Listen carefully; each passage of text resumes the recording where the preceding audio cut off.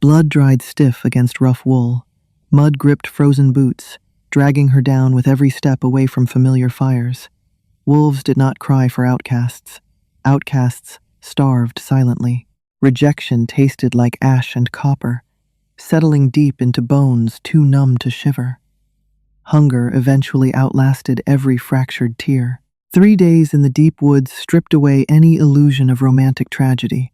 There was no noble suffering here, only damp rot and the constant, gnawing hollow in her stomach. Maeve knelt in a patch of decaying ferns, bare fingers clawing at semi-frozen earth. Dirt packed tight under her fingernails, splitting the cuticles until pale blood welled up, mixing with the loam. She yanked a pale, fibrous root from the dirt, wiping it haphazardly on her thigh before biting into it. It tasted like bitter chalk. She chewed anyway. Her jaw ached from shivering. Unfit. Bran's voice still rattled around inside her skull, an annoying echo she couldn't freeze out. He hadn't even looked her in the eye when he stood before the pack elders. He stared at a crack in the stone floor of the longhouse, hands shoved deep into his fur-lined pockets, and declared their bond severed. He said she was too frail to survive a harsh winter, too quiet to command respect beside him. He needed a true mate, he claimed, not an administrative error by the moon. The elders, smelling weakness, had agreed. Maeve swallowed the fibrous pulp of the root and gagged, coughing violently into the crook of her arm. The sound was too loud in the oppressive silence of the autumn forest. A flock of crows scattered from the canopy above, their wings snapping like wet sheets. She hated Bran, but sitting here in the mud, shivering in a cloak that smelled of wet dog and despair, she hated herself more. She hated that a tiny, pathetic part of her chest still throbbed like an amputated limb, mourning a man who had casually tossed her into the jaws of winter. She wasn't a warrior. She wasn't going to rise from the ashes and make them all pay. She was going to freeze to death under a rotting log, and the world would keep spinning. A twig snapped. Maeve froze. Her breath hitched, catching in her throat as a white plume of condensation. She lowered the half-eaten root slowly. To her left, the underbrush consisted of tangled briars and the skeletal remains of ancient oak trees. She scanned the shadows, eyes straining against the fading gray light of the afternoon. A low, vibrating hum resonated in her chest before she actually heard the growl. It was a physical weight pushing against the damp air. Bear? No. The scent rolling toward her on the bitter wind was distinctly canine, but entirely wrong. It didn't smell like the damp, familiar musk of her former pack. It smelled like crushed pine needles, ozone, and old, cold iron. It smelled like violence. Maeve scrambled backward, her boots slipping on slick moss. She reached into her boot and pulled out her only weapon, a chipped flint hunting knife she had managed to smuggle out during her exile. Her hands shook so badly the blade vibrated. "Stay back," she croaked. Her voice sounded like dry leaves scraping over stone. It lacked authority. It lacked everything. The shadows between the oaks shifted. A massive shape detached itself from the gloom. It was a wolf, but not like any she had ever seen. The beast was monstrous, easily standing waist-high, its coat the color of a starless sky. Silver scars crisscrossed its heavy muzzle and shoulders, marking a lifetime of brutal, unapologetic survival. The wolf didn't lunge. It simply stopped, lowering its massive head to sniff the patch of dug-up dirt where she had been sitting. It sneezed, shaking its head, and then its golden eyes locked onto her. They weren't the eyes of an animal. They were ancient, tired, and entirely too intelligent. Maeve backed up until her spine hit the rough bark of a pine tree. There was nowhere else to go. Her legs felt like water. "Go away. There's nothing on me worth eating." The wolf watched her for a long, agonizing moment. Then, the bones in its front legs cracked. Maeve squeezed her eyes shut, turning her head away.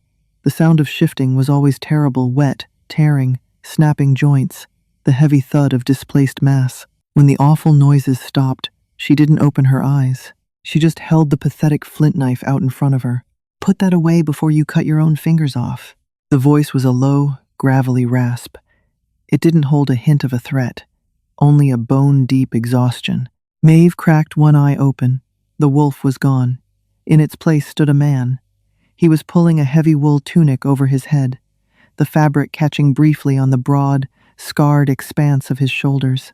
He was massive, built like a siege engine, with dark hair plastered to his forehead with sweat. He didn't look like a savior. He looked like a warlord who had spent the last decade drowning in blood. "I said," he repeated, finally looking at her. "Put the stone away." "I know how to use it," Maeve lied, her voice cracking. The man paused. He tilted his head, his golden eyes sweeping over her muddy, shaking form, taking in the bleeding cuticles, the hollow cheeks, the terrifying pallor of her skin. He sniffed the air again, his nostrils flaring slightly. A sudden, jarring jolt hit Maeve's chest. It wasn't the phantom pain of her severed bond. This was sharp, electric, and terrifyingly real. It pulled at her ribcage, tugging her forward, a primal instinct screaming at her to drop to her knees and bare her throat. Alpha. Not just an alpha. The alpha. She realized who he was in the same breath that the scent of pine and iron washed over her again. Kaelin, the king of the Northern Territories, the man whose border she had unknowingly crawled across to die. Instead of dropping the knife, Maeve gripped it tighter, her knuckles turning white. She pressed herself harder against the bark. She wasn't doing this again. She wasn't handing her life over to another man with authority just to be discarded when she proved inconvenient. "Don't touch me," she snarled, sounding more like a cornered raccoon than a wolf. Kaelin sighed. It was a heavy, rattling sound. He rubbed a hand over his jaw, the stubble scraping loudly in the quiet woods. "You smell like dying leaves and starvation." And underneath that, he grimaced, stepping closer. "You smell like me." He closed the distance between them with terrifying speed. Maeve didn't think. She reacted. As Kaelin reached out a hand, she lunged forward and slashed wildly with the flint knife. The stone edge caught the fleshy part of his forearm. It wasn't a deep cut, but bright red blood instantly welled up, dripping down to his wrist. Kaelin didn't flinch. He didn't pull back. He simply looked down at his bleeding arm, then back up at her, his expression entirely devoid of surprise. "Feel better?" he asked flatly. Maeve stood frozen, the bloody knife trembling in her grip. Panic flooded her veins. She had just drawn blood from an alpha king. By pack law, he was entitled to tear her throat out on the spot. She braced herself for the strike, squeezing her eyes shut, waiting for the heavy impact of his fists or his teeth. It didn't come. Instead, thick fingers wrapped around her wrist. He didn't squeeze hard enough to break bones, but the grip was immovable. He calmly twisted her arm downward until her fingers went numb, forcing her to drop the knife. It fell into the mud with a soft thwack. "Sit down," Kaelin ordered. Maeve's knees buckled. It wasn't entirely from his command. The adrenaline had drained out of her, leaving nothing but a hollow, vibrating weakness. She collapsed into the damp leaves at the base of the tree, curling her knees to her chest. She waited for the interrogation. She waited for him to demand to know which pack had thrown her away, why she was trespassing, why she was broken.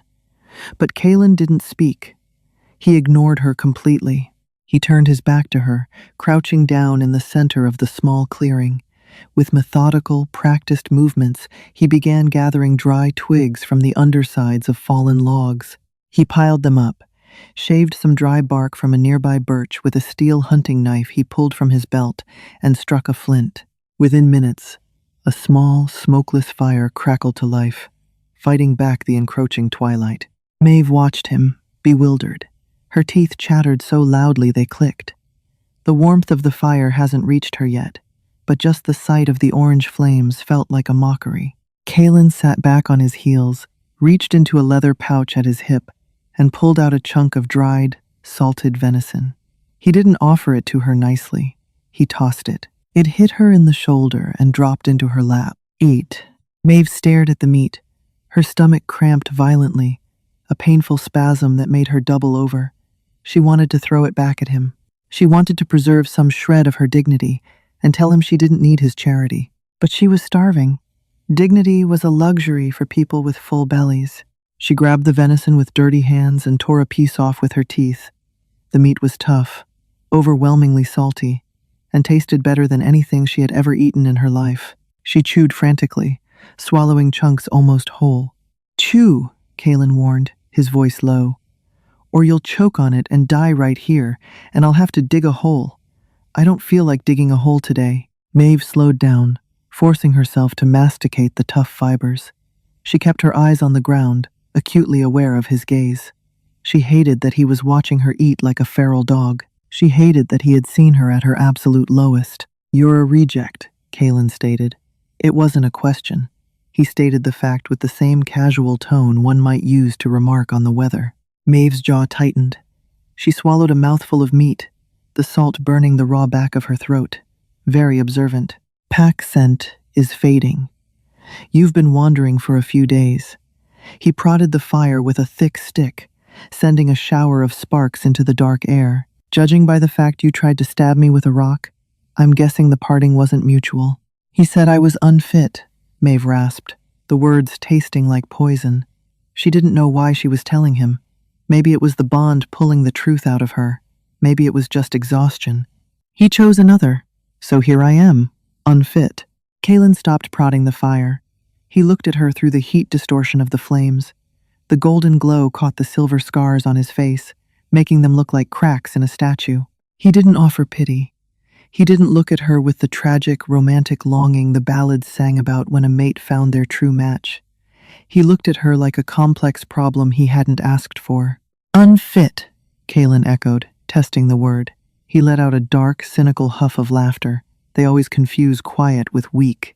The fools. He shifted, resting his forearms on his knees.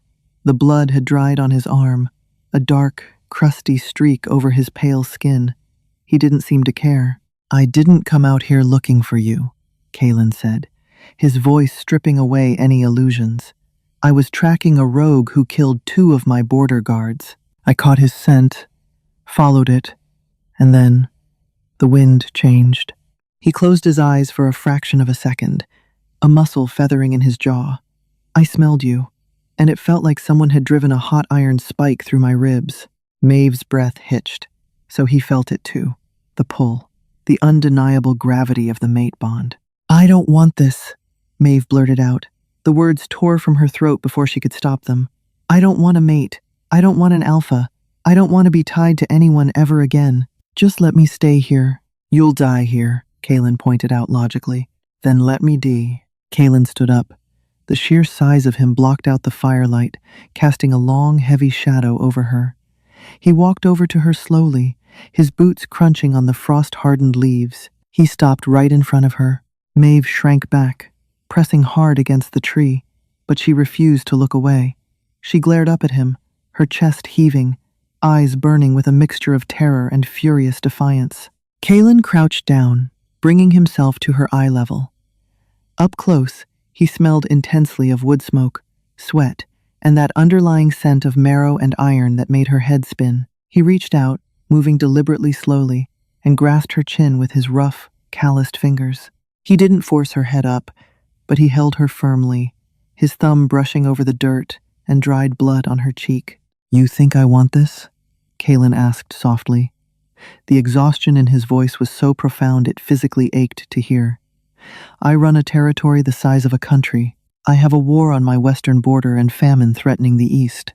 I haven't slept more than 3 hours a night in 5 years. The last thing I need is a starving, traumatized rogue mate who tries to gut me with a chipped rock." Maeve stared at him, her defiance faltering slightly in the face of his brutal honesty. "Then, leave me." "I can't," Kalen said flatly. His grip on her chin tightened just a fraction, a subconscious possessiveness bleeding through his iron control. "The moon doesn't ask for our preferences. She tied your pulse to mine. If you freeze to death out here, I will feel my own heart stop." He dropped his hand, stepping back and running a hand through his dark hair. The firelight cast deep, exhausted shadows under his eyes. "So," Kalen continued, his tone turning crisp and authoritative, "you're going to finish that meat. You're going to sit by the fire until you stop vibrating. And then, at first light, you are going to get up and walk with me back to my territory. You don't have to like me. You don't even have to talk to me. But you are going to survive." Maeve looked down at the remaining half of the venison in her dirt-stained hands. The romantic tales always spoke of a sudden, magical spark, a healing warmth that washed away all pain the moment true mates met. There was no magical warmth here. There was only a cold, damp forest, an angry, terrified woman, and a deeply tired king who was bound to her by a cruel twist of fate.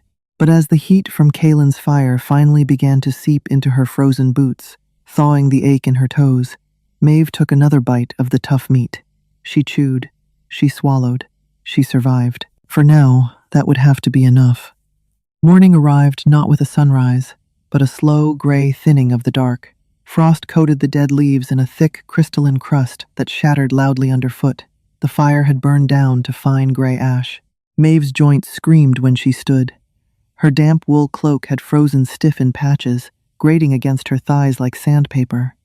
She swallowed the stale morning air, her throat clicking dryly. Kaelin was already awake. He stood a few yards away, kicking dirt over the embers, his massive shoulders tense beneath his tunic. He hadn't slept. The dark circles under his golden eyes looked bruised in the flat morning light. He pointed a thick, leather-gloved finger north. Walk. They walked. The forest offered no mercy. Brambles caught Maeve's clothes, tearing thin strips of wool. The uneven ground twisted her ankles. By mid-morning, the cheap leather of her right boot had rubbed a blister raw against her heel. By noon, she felt the hot, slick pop of it bursting, followed by the sharp sting of blood soaking into her woolen sock. She didn't stop. She bit the inside of her cheek until she tasted copper, dragging her right leg slightly to keep the weight off the raw skin. She would not complain to him. Bran had hated weakness. Bran had sighed every time she stumbled on pack hunts, a sound dripping with condescension. She expected the same from Kaelin, but Kaelin didn't sigh. He simply stopped walking. Maeve froze a few paces behind him, her chest heaving. The silence stretched, heavy with the scent of pine resin and impending snow. Kaelin turned slowly. His gaze dropped immediately to her right boot. The dark stain was barely visible against the worn leather, but a wolf's nose didn't rely on sight. "Sit," he commanded, his voice a low, abrasive rumble. "I can keep up." Her voice shook. It betrayed the lie instantly. Kaelin closed the distance between them. He didn't argue. He grasped her shoulders, his hands heavy, warm, and entirely unyielding, and physically pushed her down onto a moss-covered boulder. The sheer force of him left her breathless. Before she could protest, he dropped to one knee in the freezing mud. He gripped her right calf. Maeve flinched, kicking out instinctively. His grip tightened, locking her leg in place with the immovable strength of an iron vise. "Stop thrashing," he muttered, pulling a small hunting knife from his belt. He didn't remove the boot. He sliced straight through the worn leather lacing, peeling the stiff material away from her foot. The cold air hit her soaked, bloody sock. Kaelin's jaw tightened. He didn't offer empty sympathies.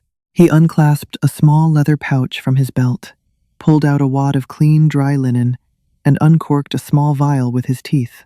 The sharp, medicinal sting of witch hazel hit the air. He poured it directly over the linen and pressed it hard against her torn heel. Maeve hissed, her fingers clawing into the rough bark of the boulder behind her. Tears pricked her eyes, hot and humiliating. "Don't. Infection kills faster than the cold," Kaelin stated flatly. He bound the linen tight, tying it off with a swift, practiced knot.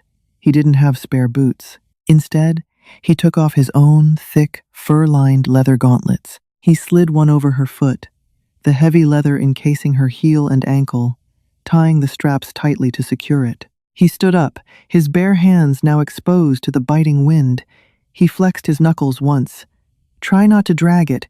You'll ruin my glove." He turned and started walking again. He didn't offer a hand to help her up. Maeve stared at his broad back, her chest tight. There was no romance in the gesture. It was violently practical. Yet, as she stood and put weight on the makeshift boot, the agonizing friction was gone. The thick fur of his glove retained his body heat, seeping into her frozen toes. The bond pulled at her, a low, rhythmic thrumming behind her ribs that synced perfectly with his heavy footsteps. It was irritating. It was intrusive. But as the wind picked up, howling through the skeletal trees, Maeve found herself stepping exactly where Kaelin stepped, using his massive frame to block the worst of the cold. She hated the dependency, but she hated the cold more. They smelled the settlement before they saw it. Wood smoke, roasting meat, the sharp tang of hot iron from a forge, and the overwhelming dense musk of hundreds of wolves living in close quarters. Kalen's territory wasn't a fairy tale castle hidden in the mists. As they crested a rocky ridge, the keep revealed itself as a brutalist fortress of dark gray stone and thick timber, built directly into the side of a jagged mountain. It looked less like a home and more like a permanent warning. A heavy iron gate groaned open as they approached. Guards in thick armor flanked the entrance. They snapped to attention, their eyes wide as they took in their alpha. Then, their gazes slid to Maeve. She knew what she looked like. She was filthy, hollow-cheeked, wearing a ruined boot and a massive leather gauntlet on one foot. She smelled like a broken rogue. A tall guard with a jagged scar across his nose, Arlo, the scent of rank sweat and old leather clinging to him, stepped forward, his posture stiff. "Alpha, we didn't expect you back so soon." "The rogue?" "Dead," Kalen answered abruptly. He didn't break his stride, forcing the guards to scramble out of his path. "Send hot water and a healer to my quarters. And food. A lot of it." Arlo's eyes darted to Maeve, his upper lip twitching in a faint sneer of confusion.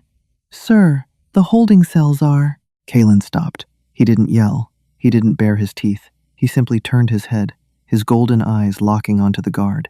The air pressure in the courtyard plummeted. A heavy, suffocating weight dropped over the space, an alpha's pure, unadulterated dominance. Several younger wolves nearby dropped to their knees, gasping. Maeve felt it press against her lungs, but strangely, it didn't crush her. The bond wrapped around her like a shield, filtering the oppressive weight into a dull, vibrating hum. "She is my mate," Kalen said softly. The quietness of his voice made it infinitely more terrifying. "If I catch anyone looking at her like she's a stray dog again, I will rip their eyes out and feed them to the crows. Am I understood?" Arlo swallowed hard, exposing his throat submissively. "Yes, Alpha." Kalen turned back, his posture instantly relaxing, from warlord back to exhausted man. He caught Maeve's eye. She was staring at him, her heart hammering against her ribs. He gave a brief, barely perceptible nod, then continued walking toward the main keep. Maeve followed, keeping her chin raised despite the trembling in her legs. His quarters were at the highest point of the fortress, a massive room built of dark stone, dominated by a huge hearth where a fire already roared. The floor was covered in thick pelts. The air smelled of dried herbs, parchment, and him. He shut the heavy oak door behind them. The silence of the room was sudden and absolute, broken only by the crackle of the flames. Kalen walked over to a heavy wooden table, unbuckling his sword belt and dropping it with a loud clatter. He braced his hands on the wood, hanging his head between his shoulders, his breath coming in a ragged sigh. He looked entirely spent. Maeve stood awkwardly by the door. She didn't know what to do with her hands. "You didn't have to threaten them," she muttered, picking at a frayed thread on her cloak. "I'm used to the looks." "You won't get them here," he replied without looking up. "Not from them, not from me." A knock sounded at the door. 2 servants hurried in, carrying steaming buckets of water, filling a large copper tub in the corner before hastily retreating, leaving a tray of bread and roasted meat on a side table. Kalen pushed himself off the table. He walked over to a massive wardrobe, pulled out a thick, clean woolen tunic, and tossed it onto the bed. "Wash," he told her, his voice devoid of any predatory inflection. "Eat, sleep." He turned toward the door. "Where are you going?" The question slipped out before Maeve could bite it back. Kalen paused, his hand on the iron door handle. He looked back at her over his shoulder. The exhaustion in his face was deeply human, cracking the terrifying alpha facade he wore outside. "I have a border war to manage and reports to read," he said dryly. "And you need to sleep without sleeping with one eye open. The bond is a tether, not a cage. I won't force my presence on you." He opened the door, but stopped, leaning his head against the heavy wood for a fraction of a second. "You aren't unfit, Maeve. They were just too blind to see what it takes to survive the cold. But I see it." The heavy door clicked shut behind him. Maeve stood alone in the quiet, warm room, The scent of roasted meat made her stomach clench violently, but for the first time in days, the hollow emptiness in her chest didn't ache quite so fiercely. She looked at the copper tub, the steam curling into the air. She walked over to the makeshift boot on her right foot. She carefully untied Kaylin's heavy leather gauntlet, setting it gently on the stone hearth to dry. She wasn't a hero. She wasn't healed. The scars of her rejection still burned raw and ugly beneath her skin. She didn't love the gruff, scarred king who had dragged her out of the mud. But as she shed her freezing, blood-stained clothes and stepped into the scalding water, letting the heat finally melt the ice in her marrow, she realized something profound. He hadn't asked her to be soft. He hadn't asked her to be a fragile Luna to stand behind his throne. He had asked her to survive. And looking down at the calluses on her own hands, Maeve knew she could do that. They would survive the winter, together.